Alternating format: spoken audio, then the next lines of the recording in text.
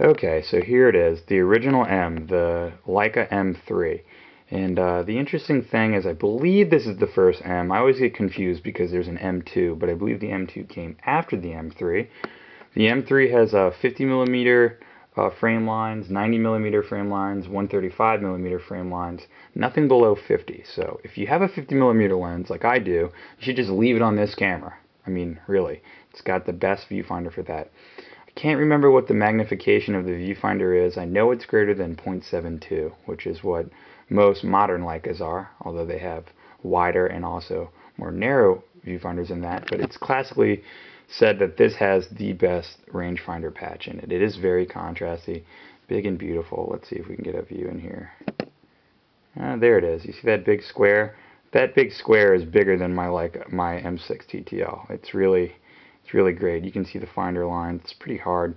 Maybe if I go wide, we can look a little better in there. I've never tried this. Some people seem to have this down pretty well, but anyway, yeah, you get an idea. There's the focusing patch, and inside of that would be a 90 millimeter view, and outside of those frame lines is the 50. You can see the bright lines right there.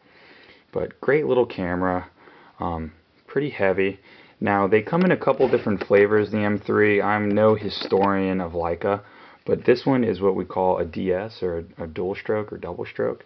And the reason that's the case is that to advance to the next frame, you have to wind the shutter, not twice necessarily, but you have to cock the shutter lever twice.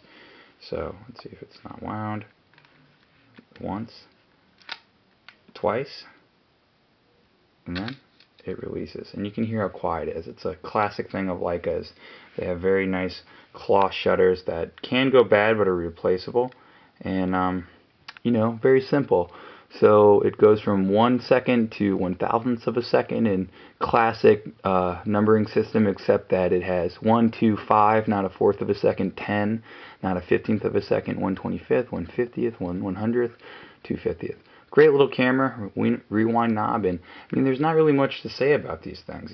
They have a cult following, definitely a cult following, and I think the X100, the Fuji, has gotten people back into rangefinders, even though it's not a rangefinder.